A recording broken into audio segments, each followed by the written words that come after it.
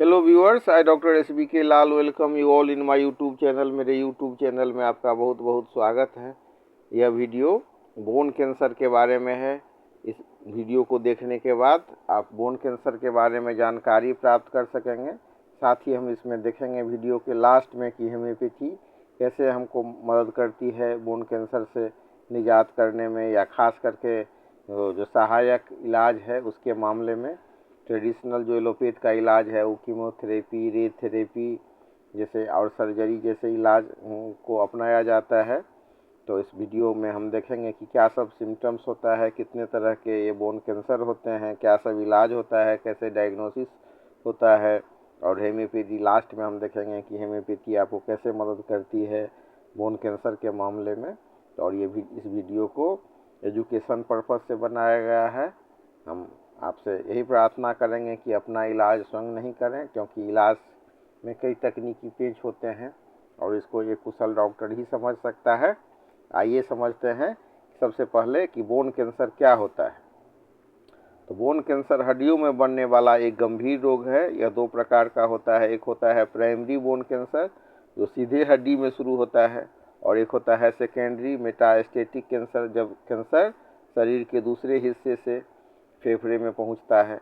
अब सिम्टम्स की बात करें तो लगातार हड्डियों में दर्द रह सकता है, और ख़ास करके दर्द कई मामले में हम देख सकते हैं कि रात में ज़्यादा बढ़ जाता है। सूजन या गांठ का बढ़ना होता है, फिर हड्डी का कमज़ोर होना या आसानी से टूटना, थकान, कमज़ोरी, वज़न कम होना, बिना कारण के आप देखेंगे कि वज़न कम हो रहा है, और कभी कभी बुखार भी आप देख सकते हैं। और अगर हम डायग्नोसिस की बात करें तो बोन कैंसर की पुष्टि के लिए कई टेस्ट किए जाते हैं, जैसे एक्सरे है। एक्सरे का उपयोग हड्डी में असामान्य बदलाव को देखने के लिए किया जाता है। एमआरआई ट्यूमर का साइज और फैलाव जानने के लिए किया जाता है। एमआरआई में तो कई बार आप देख सकते हैं कि छोटा से छोटा उभार का भी पता चल जाता है। तो अंदर में फैलाव सबकी जानकारी एमआरआई के माध्यम से मिलती है। फिर एक बहुत ही प्रचलित टेस्ट है सीटी स्कैन का। तो शरीर के अंदर डिटेल्ड व्यू को जानने के लिए सीटी स्कैन का उपयोग किया जाता है। फिर है बोन स्कैन, तो अन्य हड्डियों में फैलाव देखने के लिए इसका उपयोग किया जाता है। और सबसे महत्वपूर्ण होता है कैंसर के मामले में बायोप्सी। इसमें ट्यूमर का छोटा टुकड़ा लेकर के माइक्रोस्कोप से जांच की जाती है, और यही फाइनल डायग्नोसिस देता है कि whether it is the case of cancer और नॉट। अब हम चर्चा कर रहे हैं इलाज का। तो अगर हम इलाज की बात करें तो कैंसर का इलाज कैंसर के प्रकार पर भी कई बार निर्भर करता है। स्टेज क्या है, मरीज की स्थिति कैसी है, उस पर ये इलाज निर्भर करता है। और सबसे शुरुआती में हम चर्चा करेंगे सर्जरी का। तो इसमें क्या किया जाता है, तो ट्यूमर को हटा दिया जाता है, और कभी कभी अफेक्टेड हड्डी को रिप्लेस किया जाता है।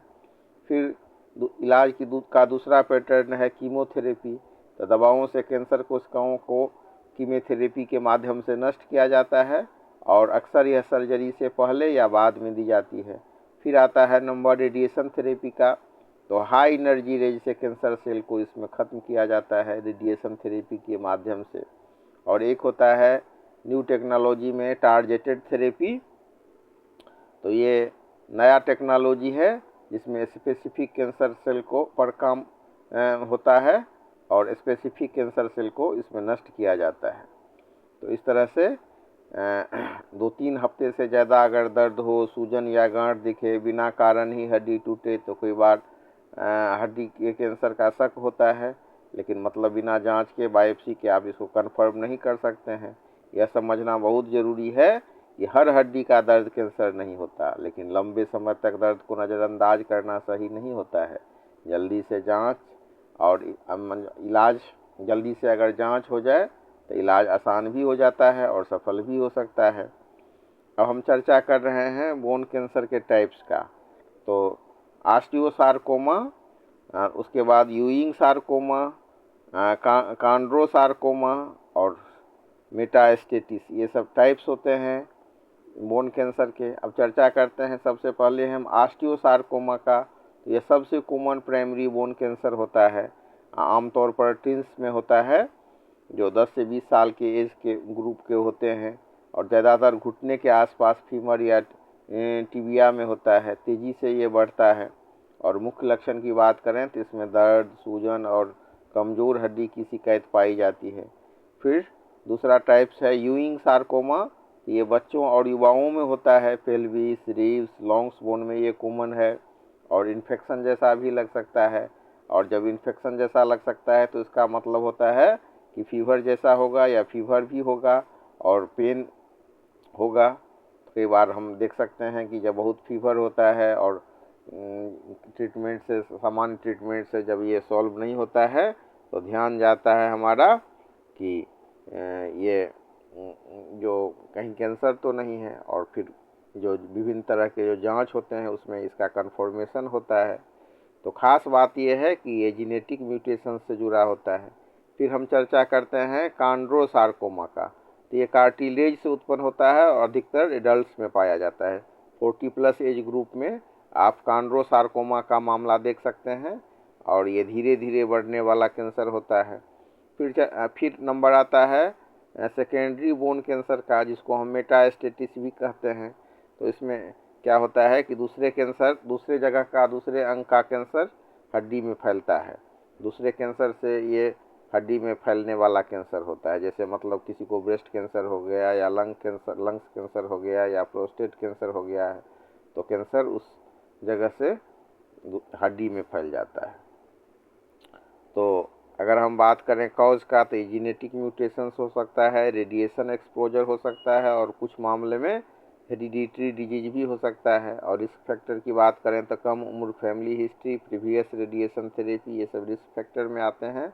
और के पॉइंट की बात करें तो persistent bone pen, biopsy final diagnosis के लिए और अर्ली डिटेक्शन जो बेटर सर्वाइवल के लिए ज़रूरी होता है। तो इस तरह से हम इसको समझ सकते हैं। और सबसे कॉमन टाइप में आता है सार्कोमा।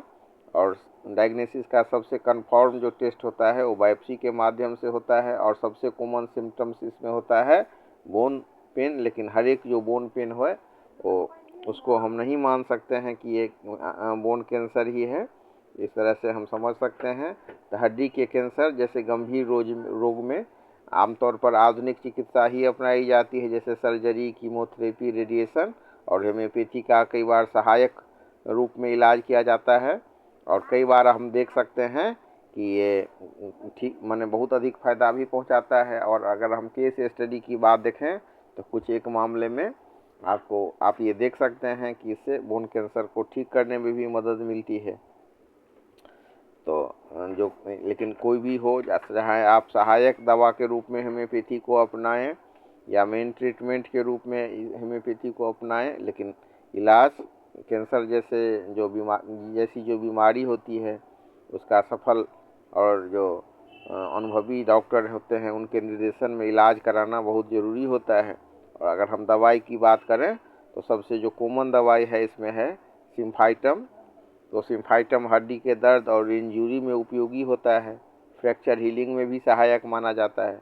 फिर एक दवाई है कैलकेरिया फॉस, तो इसको दिया जाता है हड्डियों की कमजोरी में, ग्रोइंग बच्चों या कमज़ोर हड्डी में। इससे क्या होता है कि हड्डी की कमजोरी भी सुधर जाती है और कैंसर का भी खतरा कमता है। अब इतना कॉमन दवाई है कैलकेरिया फॉस, कई बार बच्चा का दांत निकलते समय भी अगर कैलकेरिया फॉस सब दिया जाता है तो आगे चल करके जो कैंसर जैसे जो गंभीर बीमारी सब होती है उससे भी बचाव मिलता है।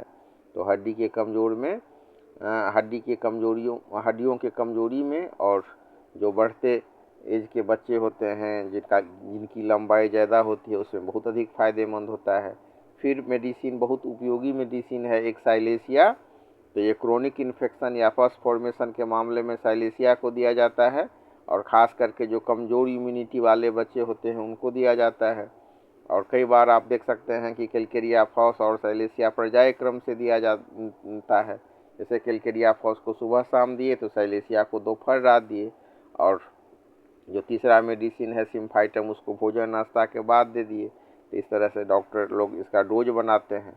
फिर एक बहुत प्रचलित दवाई है आर्सेनिक एल्बम, जो कई तरह के कैंसर में इसका होम्योपैथी में यूज होता है। तो इसका लक्षण होता है सीवियर पेन, रेस्टलेसनेस, कमजोरी और वेट लॉस जैसे सिम्टम्स में इसको दिया जाता है। फिर है मेडिसिन बहुत ही उपयोगी माना जाता है फास्फोरस, जो डिजेनरेशन का जो इशू होता है, टिश्यू डैमेज हो या बर्निंग पेन और बिल्डिंग टेंडेंसी होता है, उसमें फास्फोरस का उपयोग करते हैं। फिर है रूटा, तो बोन पेन और पेरियोस्टियम पेन में भी काफ़ी उपयोग होता है। तो होम्योपैथी का उपयोग दर्द कम करने, नींद सुधारने में और कीमोथेरेपी के साइड इफ़ेक्ट्स को कम करने में भी काफ़ी उपयोगी होता है। और ख़ास बात है कि इसमें एक से अधिक दवाइयों को भी दिया जाता है और इसका साइड इफ़ेक्ट भी कम होता है। और कई बार तो ये अंग्रेजी के साइड इफ़ेक्ट से भी उबारने में मदद मिलती है।